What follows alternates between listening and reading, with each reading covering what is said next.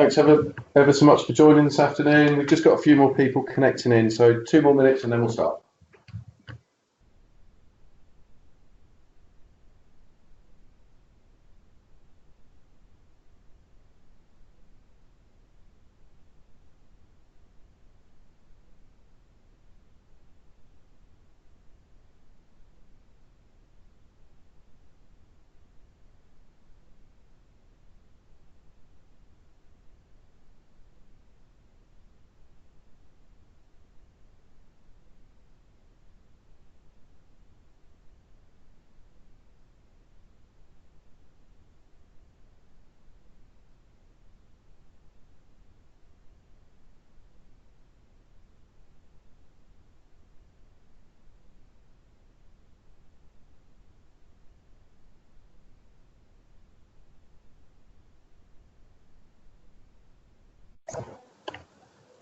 Good afternoon. Firstly, thanks everyone for joining us on this webinar. My name's Craig Gordon. I'm the head of Vuzion. I have a couple of colleagues with me helping today and actually doing the majority of the work. That's Kev Gower, who heads up our project management office, and Wayne Hollenby, one of our technical architects. A little bit of housekeeping before we start. We've got a chat window open in this Skype session, so feel free to ask any questions at any time in the chat, and we'll bring them up at the end in the Q&A. With that, we'll get started. Kev, if you don't mind, if you could click me forward.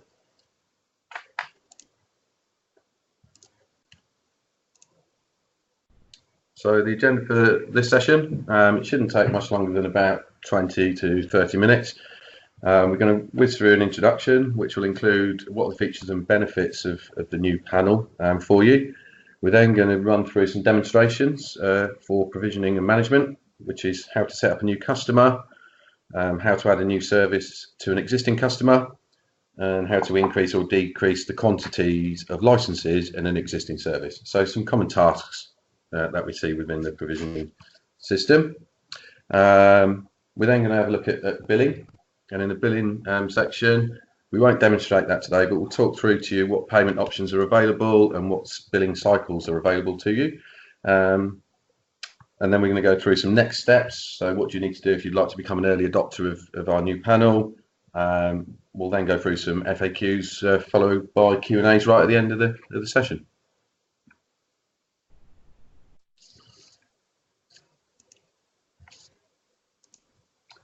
So, cheers, Kev. Thank you. So the new control panel features and benefits.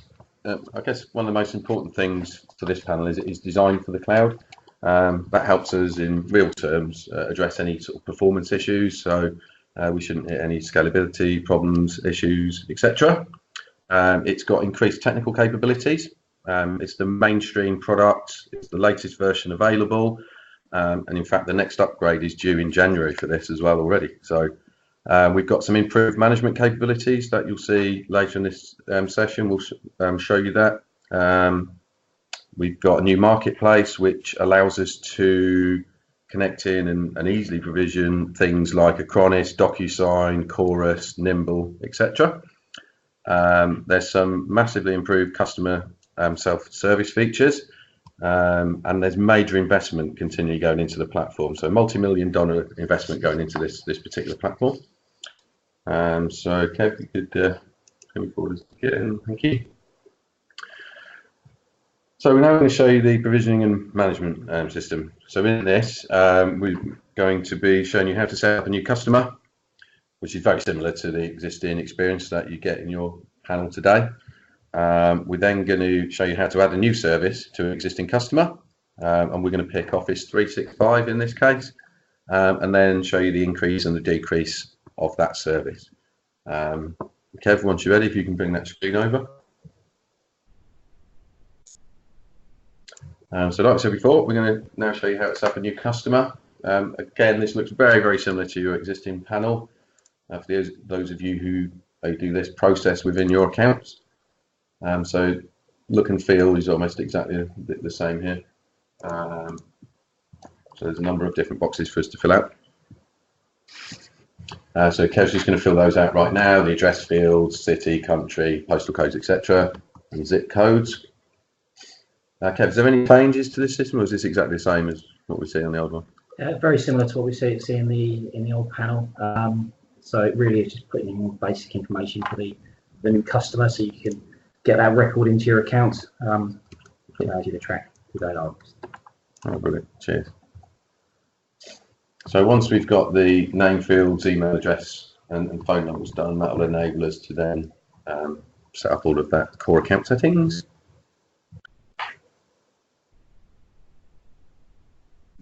So nearly done. So again, apologies if there's any lag or delay on this.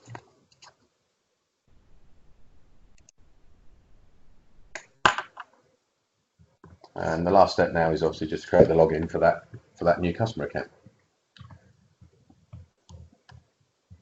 So far, I think you'll agree there's not any massive improvements in that particular process, but it looks the same as what you've got today, so no major changes in your processes that you would have internally. So next thing, Kevin, would it be all right if you show us how to add a new service into existing customer? And this, thank you. And I think this screen, you'll see, is vastly different to the existing screen that you'd normally use. So yeah, let's go into the marketplace and buy a new service, Kev. So we've had a number of resellers articulate back to us that this process was quite cumbersome, too many steps. I think you'll see this new process now reduces the step count from around 26 to 28 down to around 6 services. So you can see Kev chose Office 365 Business Essentials, was it there? And a couple of licenses. You then link that into an existing domain if you need to, or not in this case, and buy the service. And is that now ready, Kev, or we've got some extra? Oh no, now it's ready. So essentially, yeah, that's it for purchasing a new service in the panel. Obviously, that's going to go off and provision now against the Office 365 tenant. What we're trying to do now is show you, here's one we made earlier, and we'll show you what that looks like from a management perspective. Cool. And that just takes a few minutes, does it usually, to sort of go over and come at that kind of stuff? But a lot easier steps, so a lot less steps for us to use there. So once we've got the here's one we made earlier screen up, we're then going to add an additional license and then remove that license into an additional account. So we're doing that. So yeah, that's a massively reduced step count there on that. So really good. So Kev, you just log into that other account now, yeah? Correct. Very cool. So as you can see in this panel, we already have the Office 365 service provisioned. I bought some licenses previously, so what I'll show you now is how we can just up and down those licenses, reduce, increase it, pretty much at the touch of a button. There's a couple of ways of doing this. Brilliant. Just follow the tiles through, very intuitive to get to what licenses you want to buy more of. In this case, Enterprise E1. We're just going to buy some licenses. As you can see, what it actually says here is new limits. So this is where you can up the amount of licenses that you have in your subscription. So that'd be the total that I'd be paying, or our customers would be paying us for, yeah? Correct. So if as you saw before, I was sitting there at 5. Now we can increase to 7. Click on the OK, confirm our order. Should just take a couple of seconds, and there we go. You can see now here that's increased up to the 7 licenses. So that's reduced from around, again, 20 to 30 steps down to 2 or 3, which is I know some of our partners will really like. So thanks for showing us that, Ken. As I said, there was a couple of ways of doing that. So there is further subscription controls you can go into. So if you have add-ons or etc., or you want to reduce those licenses, you can come into this screen here in your subscription management and do the same task of increasing, but also reducing licenses or adding other licenses or add-ons as you see fit. So would this be the screen if, for example, I already had an E1 and I wanted to move, I don't know, add on the online archive, or I would do that in here as well to increase the quantity of that across you? Correct. It really is just a matter of going to your subscription, choosing what services you want, adding those to the subscription, and it provisions for you straight away. taking away that horrible experience of having to go into the billing panel and start to open payments and open orders, etc. This, we believe, is a much better experience. But of course, we're interested in any feedback from the partner base to once you started using it. That's brilliant. Yeah, well, I think that's all I actually shows today. So thanks for that. Just real simple: how to buy a license, how to change quantity on the existing one. Again, if there's more, how do I buy a service related tasks you want to see, if you can put them into the chat window. If we get time, we'll show them at the end. If not, we'll take that away as a question and deal with it after. Thank you, Kev. All right. And hand over the hot seat now to Wayne. So Wayne, if you could just click forward on the PowerPoint for me first. Thank you. So Wayne's going to cover some new set of features available in this panel that aren't available at all in your existing control panel. And firstly, we're going to show you, it's all around Azure. And firstly, we're going to show you budget cap and a reseller reconciliation report. In the budget cap, you can set up email alerts to be triggered if the set budget is overused. And this can be set, if you like, at your level for all of your customers. So if you imagine one budget for everyone, or you can select it for a set of customers. So it may be you allow some of your customers to have unlimited budget, but some others you want to control based on, you know, whichever processes you have and whatever credit limits you allow your customers to have. So firstly, we'll run through those two, and then after that, we'll show you provisioning of, or where to provision Azure templates, and also how you can create friendly names for Azure subscriptions. This has been quite a large ask actually off a lot of our Azure resellers in how they change names, just so it's visually more pleasing for you, and if you're pulling any information out, it just makes it a little bit easier. So Wayne, if you're all right, can we go through and have a look at the budget cap and reconciliation report, please? Yeah, sure. So just bring the screen up. Shows you where it can be configured. Excellent. So under the alert section, you have the ability at the top to enable it, and this will enable it for all customers. So if there was a default budget limited you wanted to set to for your customers to be alerted on, then this is where you can configure it. So you enter what you want that to be. And is this what you're doing now? You're now setting this as £1,000 in this instance across every customer? Yeah, so this would be the default. So for existing customers and any new Azure subscriptions purchased for new customers as well, this would be the default setting across all of those.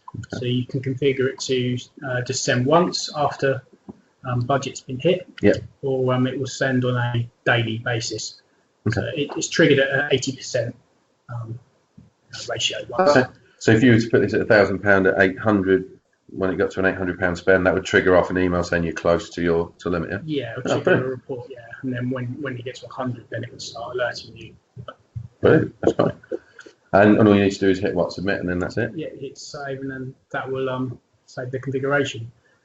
So if you wanted to have different budget settings for different customers, if you had larger customers or something like that. I think that'd be quite common in for our resellers. Yeah. So you can configure that in the bottom piece by adding a new customer alert. You can again set the same settings for the budget you wanted. So if you wanted it to be higher, you do that, and then you'd select the subscription and the customer you wanted that to apply against. Just tick the box and click finish, and then that's the job done. The alert's created, and it will send an email when it hits those thresholds. And where will it send those emails to? So it goes to the technical contact of the reseller. At the reseller. So if you edit here, so like ours is that, so you can't enter in an address here. We use the contact details presented for yourself already. Which for most of our resellers is a distribution list of technical contacts. So I think that'd be quite easy for them to capture. So that's good. Cheers. Could you show us that? We mentioned earlier that we were going to show a reseller reconciliation report as well. Is it possible you could show us that now as well? Yeah, so this is downloadable via from the same place under the usage report section. So here you would select the period. Obviously, we've only got the recent one, so we choose December, and then you hit the download report, and it downloads a CSV report, which will show you all of your customer information in one combined report. So I can show you an example of what So I guess that makes it easier for resellers to do reconciliation back into their finance systems and stuff like that. Yeah, because before, to get this information, you'd have to log into each individual customer and export the report from each customer themselves. So it's a lot simpler, more than one click, and then you get everything. Then once you've got it in a CSV, you can filter this down. So you've got customer name. So if we only wanted to see the Fabricam customer billing information for the subscription. If they've got multiple subscriptions as well, you can filter it by subscription as well. So it's really a lot more control and visibility of what's going on when we want to compare it to what we've been billed. Brilliant. That's really handy for all of our Azure resellers. Thanks so much. Yeah. Brilliant. If it's okay now, if you can go on to the second part of what we said we were going to show people here was the dynamic provisioning, or where to provision, if you like, the Azure templates. I don't want you to go away and build stuff, but if you can just show us where you would find those templates, that'd be great. Just get the right page up. Brilliant, thank you. And then the friendly names, can we do those both at the same time as well when we're looking at these subscriptions? Yeah, so it's all in. So it's in the new customer panel view that Kev showed you. So it's all done in the same place. Within, you see, you've got the Azure tab with Azure subscription. So it's quite a nicer view and of what's going on as well. So you've got some of the usage information displayed as well on the home page. That's brilliant. And I think you said on this it contains a number of set of predefined and auto-configured templates. Yeah. And you can also, beside those, each reseller can create and customize their own template available to each best customer by customer. Is that right? So if you go into the deploy resources section, this is where you can either upload pre-created resource templates. If you've already created your own set of quick start Azure templates to deploy a solution, you can upload those here, or there's a set of default ones that are provided to get you started. The basic ones are deploying a Windows VM or deploying a WordPress environment, something like that. So there's some examples there for you, but you can. But really helpful. Really helpful for our resellers who have built an application per customer, for them to put their templates up here in order to make that easy to provision, I guess. You can upload so they're available for your customer then to just by clicking a button deploy that solution. That's great. In a sort of repeatable fashion. Thank you, Wayne. And also we said on here that we can create a friendly name for the Azure subscriptions. And I guess one of the most common scenarios I get asked for is production, pre-production, test, dev, or maybe one department name or something like that. So is that, how easy is that to do, isn't it? Yes, it's under the administration section here. So you actually click manage, and then you click the rename button, and then you can call it what you want. So the default name is not that. If you've got multiple Azure subscriptions, it can be difficult to determine which is which if you're using it for certain scenarios. So you can just come in here and say rename to like production if you're using this subscription view production traffic. Click rename, and then it's renamed in here, but that will also push through into the Azure portal. So when you look at your subscription names in Azure, it will match this. So it's a lot easier to determine which subscription ties to what when you get the billing through. I think I know one of the things you mentioned to me earlier today, one of the key benefits I saw here, and I don't think we've got one of them prepared, but the fact that you can pull out resource group and resource tag information for each of these as well is available in here, isn't it? So, yeah, I can show you that. So that within the reporting, so the usage reporting, there's more ability to filter what you can see. So this is the default view you get. So it will show you the resources used, and at the bottom you get the sort of estimate of the amount of it. You can see on the right hand side it's pulled some of the tags through. That we put some tags on some of the resources in Azure to show you that they're available in here now. So you can filter on those tags by going into the setup report button. And you'll see in here. So if I only wanted to see one of those tag information. So like we created some environment ones for production test. So if we just wanted to see all of the resources that we tagged for production, we'll select that, click apply, and then you'll see this will update to just show those individual items. And I can see the magic download CSV button, which I think some people will also so like. you can download this all to CSV, and the CSV will have the tags as well, so you can filter it from a CSV point of view as well to get even more granular and more control over it. You can also filter by resource group as well, so if you created multiple resource groups for different workloads, you can filter on that as well. That's brilliant, really handy feature. Some great improvements there. Yeah, thank you, Wayne. I think that's brilliant. So don't mind if we can go back onto the PowerPoint presentation for us.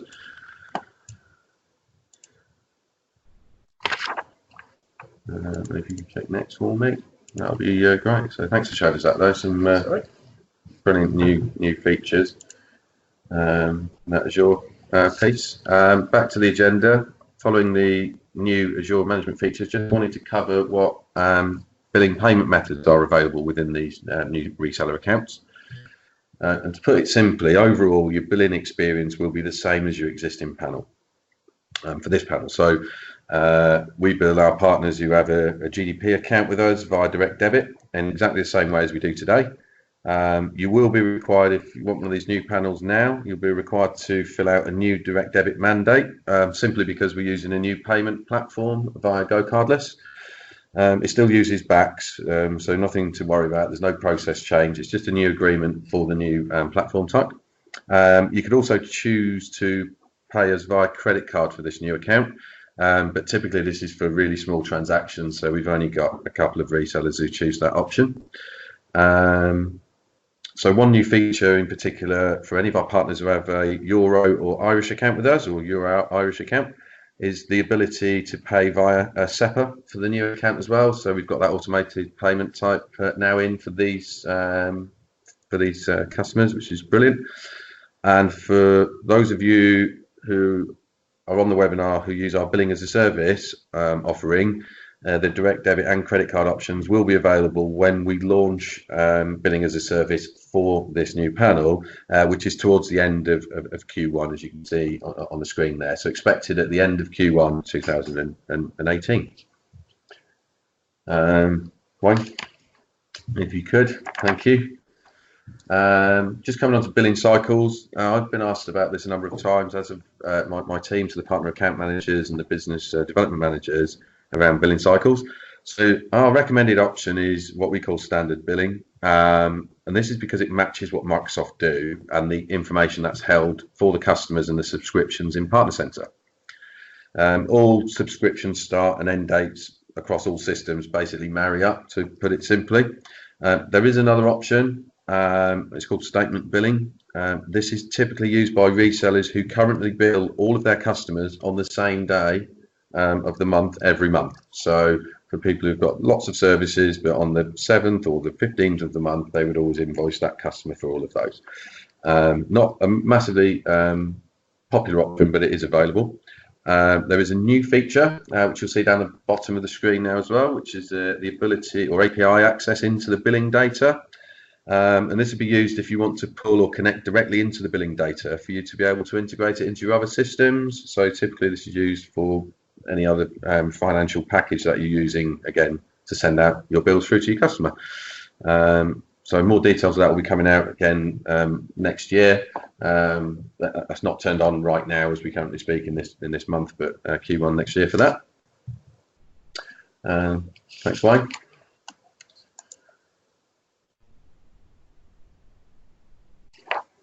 So next steps. So quite simply, this new panels are eligible for anyone who's completed the Vuzion CSP indirect provider invite via Partner Center. If you don't know if you've completed that, again, you can go straight onto step 2 and contact my team, which is partners@vuzion.cloud, and we can help you through that process. Assuming you have completed step 1, step 2 is just drop us an email through to partners@vuzion.cloud and or your account manager or business development manager. We will then confirm before Christmas and look to provision early January those partners that would be suitable for us in this kind of early adopter phase as we currently are today. All these systems will be integrated into your Azure AD tenant for Office 365 management, which is why we need the indirect provider invite completed. And step 3, I've already covered, apologies. In what we need from you, all we're looking for is people to give us feedback throughout this period for the first reseller accounts, whilst we're adding it, and we'll be adding that feedback into our FAQs and or passing it back as development feature requests back into Azure. So I'm just going to go through some of those FAQs. So will I be able to brand my panel pages? I'm just following that question. Give me a second. Yeah, here we go. Yeah. So panel branding is available per reseller from early 2018. So again, Q1. So until then, the Vuzion UK branded control panel will be available for transacting. Question for the room for the Irish and Euro customers. It will be a Vuzion branded rather than just Vuzion UK. Okay, so it'll be generic Vuzion. Sorry for throwing that one out there. So second question, will I be able to use the new panel for existing customers? And the answer to that question, the existing customers will continue to use the current control panel you have for the time being. In the new year again, we will begin a program of work to move customers across to the new control panel as a first phase. So we'll be working with those people on basically the early adopters to work through how we move customers from one panel to the next, but early next year. Third question, what will happen to existing customers with Azure or Acronis?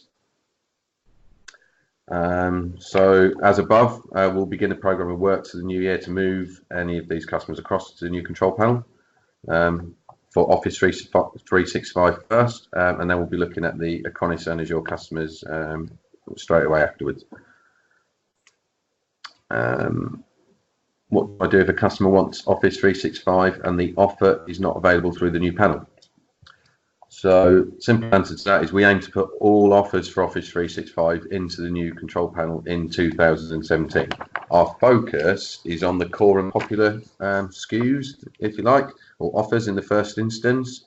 So if you find that a particular Office 365 offer is not available to you, you just put a request in through to, again, the partner account managers or partners at Vuzion.cloud, and we'll get those added as a priority for anyone who's looking to add those. Excellent. Thank you, Wayne. Go on to the next page for me. So first question on this page, will the new panel mean a different experience for me and my customers?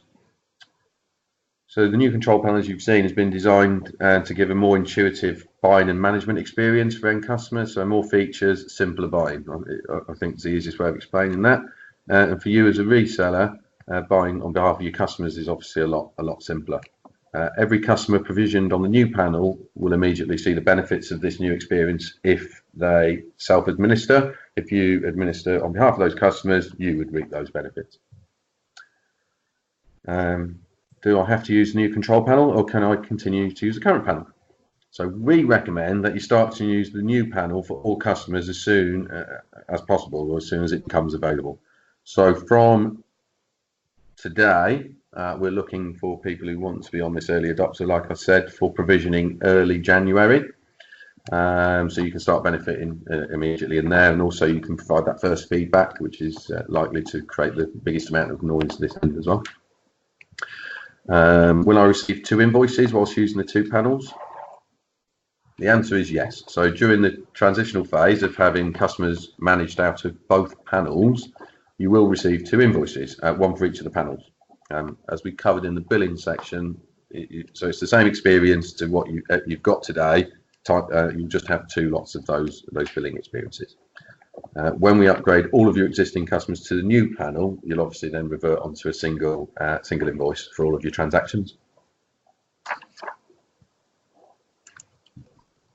Thanks ever so much for joining us today, and thanks for listening to my tones. We've got 15 minutes or so left of the session, so if you've got any questions, if you can post them into the chat, we'll bring them up.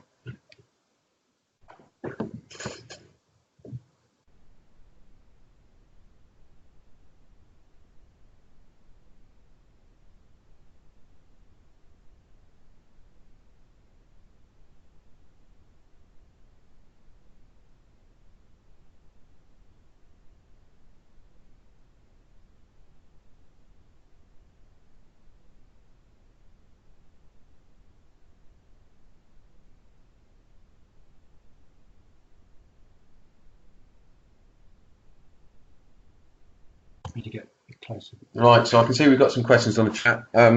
Chloe. Right, so our first question says, are there more steps to link with an existing domain? When purchasing Office 365, I'm assuming there. So we didn't link that into an existing domain. Was there any more steps to that, guys, off top heads, or do we need to take that one away? There are a couple more clicks to link to an existing domain. It is in the part of the setup process. So Sorry, we didn't show it today, but still very intuitive. Just a matter of so like 2 more clicks, literally, Kev, something like that. Yeah. The main point is if the tenant has already accepted the CSP invite, then they're available to link to inside Odin immediately. Brilliant. Thanks. Cool, so our next question is, how did you get to the second control panel? Is there a link in the billing section? To the second control panel, is that the one? So I'm going to have to. Who asked that question? EDP. Easy key. Sorry, did you ask? Was that when we went off screen and Wayne moved from one panel to another? I think it's an assumption that they could get to it from the current control panel. As in going from billing to operations. Oh right, moving between billing and operations in there. No, we haven't Yeah. shown that actually. Is that something we can show quick, or do we need to take that one away and show that back, guys? From the CCP point of view, there isn't a switch between the two. They're unified as far as the CCP is concerned. So from a customer control panel perspective, it looks like one panel. But the reseller panel that we saw at the start when we're buying customers is the same experience, so it's still that billing and operation. Yeah, okay, so the simple answer is it's the same as it is today. Brilliant, okay. Will the Azure budget alert list all customers under the reseller account? All customers that have that on, I guess. I think so, So yeah. it depends on if you've applied that to all of your customers or just to your subset of customers and which alert you've got on. Is that right, Wayne? Is that how you understand? Yeah, if you applied it to every customer, but you didn't want it to apply to certain customers, there is a way to do that by logging into the CCP panel, and in there's a budget cap setting in there, and you can turn it off in there, and then that would only turn it off for that one particular customer, but leave it on for everyone. Yeah. So you connect in from your reseller account, log into that particular customer account, and then turn that off because you've got the reseller admin rights to do that on that customer. Right, thanks, Wayne. Cheers. Next question is, will AdPoint be available in the new panel? All services will eventually be available in the new panel. However, the first services on there are going to be Office 365, Azure, and Acronis. So they're the first 3. And then the third-party CSP services. Yeah. So third-party CSP services such as DocuSign and Chorus will be next. Cool. We regularly use third-party add-ons such as Exclaim the Cloud. Currently, when we want these set up, we have to wait for a new specific SKU to be created. With the new panel, will we start to see the third-party add-ons as additional resources? This currently takes quite a long time and isn't very flexible. Yeah, agreed. And we're aware of the complexities of that process. And again, apologies for the length of time that those things can take. I guess there's 2 answers to that. So we have put some additional resource in to look at this to create more of these faster. So we are investing in making that faster and a better experience. Again, we don't want your purchasing process to be delayed because that just frustrates you. Don't know if anyone else has got anything to add to that. No, just to say that the third-party marketplace offerings that will be possible in this new version 7 of the panel are significantly more flexible and more widespread, as it were, than the previous panel. So there's 2 techniques for integrating with third parties. One is called an APS package, and the other is via the Microsoft CSP third-party offerings, both of which are far more straightforward for us to onboard new services that are automated and built correctly. Every other service that doesn't have those capabilities is in effect a manual or semi-manual provision, and they're the ones that will still be more cumbersome. But we're going to put an SLA against those. We're going to look to improve that as well for all of our partners. Again, we will document that down. So I think we kind of answered that question. I think we'll need to put that into our FAQs on the site, in my opinion, because I think that'll be fair. I think a lot of other resellers will like that. So let's do that. Okay, next question is, what about the current hosted exchange part, or is that completely separated from this Azure stuff? It is. In simple terms, the host exchange and all other Cobweb London cloud services that are available in the current control panels I don't know what's the technical answer on that, guys. Is that It's currently not available in the new version. Yeah. So currently HEX, as we call it, Hosted Exchange, is sitting in the current version of the version 6, as we call it. And for the certainly foreseeable future, in terms of the rollout of version 7, the brand new version, we're focused on the pure cloud platforms and the third-party offerings that work well with Azure and the Microsoft Cloud. Brilliant. Okay, the next question is from someone that's new to CSP, and they've asked, the part where you purchased Office 365 licensing, is that for the customer to do, or is that for us to do? So it's for the reseller to purchase. So the reseller does the purchasing on behalf of customers. Some resellers choose to allow their customers the ability to add additional services and licenses, and you have the choice to be able to do either option. Cool. So the customer self-service option may be viable for many resellers now.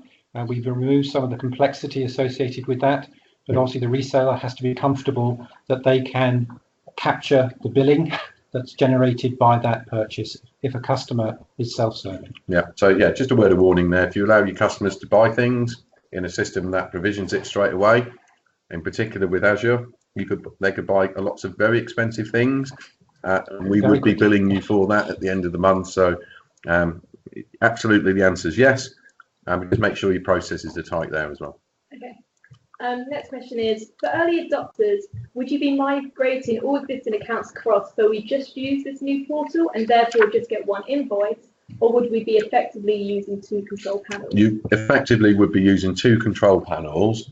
Our desire is to move you wherever possible across onto a single panel as soon as possible, because as it's complex for you having 2 panels, it's also complex for us running 2 panels. So I guess an ideal scenario is for, in our world, for early adopters are for people who really concentrate on Office 365, Azure, and those services, because then we can move them across easier and faster to a single panel. Next question asks whether or not account managers would be happy to visit offices and do demos beyond this. So that depends. Again, yes, in simple answers, we're more likely to do them remotely. We have around 500, or just in fact 501 active resellers, so we can't necessarily visit everybody. We will train up the team to be able to log in and show you the simple steps that we've done today, but we probably prefer, what our plan is at the moment is to create some on-demand videos of these simple steps. Would that be useful? Would that work? Who asked that question? Okay, the next question from that is, how do you get from the reseller control panel to the client panel we just saw you ordering Office 365 in? Okay, so that's quite an easy step. We'll be logged out of the panels now, won't we? So what's that? How do you get from the reseller to the customer one? So once you're in your reseller with your list of customers, there's a one-click button that takes you into the customer. Is that as it is today? As it is. Okay, so you hit the login as customer, and then it shows you that nice new one, yeah? That's right. Directly straight into the customer control panel from the reseller's list of customers. Okay. Yeah. Next question does regard billing. It says, as we will be required to set up a new direct debit, I'm assuming this will replace the current one. Will the new direct debit be applicable for the new panel only, or for both? Okay. Will there be one payment or 2? It'll be 2 payments. You'll have 2 direct debit agreements. All your existing panel will continue to bill for everything that is in there. Your new panel will be a brand new account in effect with its own billing method. So you will get 2 bills until all of your customers are moved over into the new panel. So 2 bills, 2 different agreements. If you need, as on the billing section, we covered like the different billing cycles. So if you need those to synchronize up onto the same day, etc., just let us, particularly for the early adopters, make us aware of that up front, and we can work with you on making that as smooth as possible for you. Again, we can't foresee any major issues with that, but it'll be 2 bills, 2 direct debit mandates, 2 separate ones. Once we've figured out a way, if we can move all of your customers, like I said, it benefits us as well as it benefits you. We'd like to move them all over as soon as we can into a single panel, but throughout this, particularly for the early adopters, they will be having a 2 billing experience. Okay. The next question, again, discussed the early adoption. It says, We are using your billing as a service currently. Does this affect our options for early adopters? It does. In effect, you can be an early adopter, but we cannot turn on billing as a service for anything you provision in this panel. So I would assume, because of that answer, you probably maybe can't use this because you won't be able to then bill for any of the services in this panel. I think we covered it earlier on, but we're launching the billing as a service options in early 2018, but probably towards the end of the first quarter is our current thoughts. So if you think March in the top of your head is our current plans where we should have that option. So I'll suggest for anyone on billing as a service, they should potentially just look at maybe deploying until we've got that service ready. Because to point out, in addition to Craig's comment, is that the billing as a service, or the extent of our ambition for billing as a service in the new panel, is much greater than what was possible in the old one. So we're looking at significant increase in capabilities and catalogue experiences, and potentially running all the way through into a full e-commerce solution that sits on top of billing as a service and the Odin system. So this is one of the reasons why more work is needed to explore and to productize the billing as a service capability. Thanks, Julie. Okay. We just got someone here that's asked whether or not the webinar will be available to share amongst their team. That all depends on if we manage to hit a successful record, I think. We are recording this webinar currently, and we will be sending it out by email. Excellent. So just keep an eye on your inboxes, and you should be receiving that either later today or tomorrow morning. And then if we can easily, like I said, we'll try and create either the steps recorder or a simple video for some of those common tasks, just to make it easier for you to review those if you just wanted to see, I don't know, the provisioning or just the Azure management features, for example. So we'll try and make it so it's easy for you to digest if that helps as well. Okay, we've just got a couple more questions. Sure. One is when will we be able to use this for DX365 CRM purchases? So for Dynamics 365 purchases, so technically they work, just not the subscriptions available for those. So I guess the catalogue, as far as the UK for GBP and the Irish Euro catalogue, is pretty complete already. So that's not really a barrier. So they're all right for early adopters. The main task associated with the product catalogue is ensuring that the testing of some of the products, the sampling, if you like, of quite a large catalogue is completed and functionality is as expected. So the catalogue is pretty complete on both of those environments, both Euro and GBP. It's a question of the early adopters being made available to the catalogue. So should we ask what licenses they think they're going to purchase, and that will help them and us make that decision? Some of the unpicking of some of the bugs that sit at the catalogue level. So the answer would be, yeah, you should consider early adopter. If you just email in, let us know what SKUs, if you like, catalogue offers that you. In general, we don't have to go right down to the SKU level, but we focused on getting all of Office 365 to the current catalogue state, which is the state of the catalogue as of December this year, and with academic and corporate SKUs being the focus. The final question, which I can see has already been answered, but it's good to reiterate it because it talks about the all-important first step in becoming an early adopter, is how to access the Vuzion CSP indirect provider invite. So again, if you just email your account manager, BDM, give them a call, or partners@vuzion.cloud, we'll send you the invite link. You basically have to accept we send you a URL.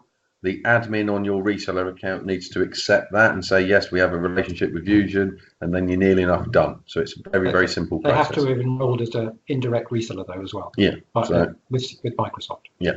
So you have to have done your MPN account, be an indirect reseller, and then do that connection through to Vuzion to accept us as your indirect provider. But any of my team can talk you through that. The contact information is on the screen. So we've got 2 mail addresses and 2 phone numbers on there. So use any of those. We've also created a hub, which includes some of these FAQs, which the URL is on the screen. Like I said, we'll send that round. Will that be tomorrow? No? Either later today or tomorrow morning. So later today or tomorrow morning. Thanks so much for joining us today. Look forward to working with the early adopters. And have a great Christmas.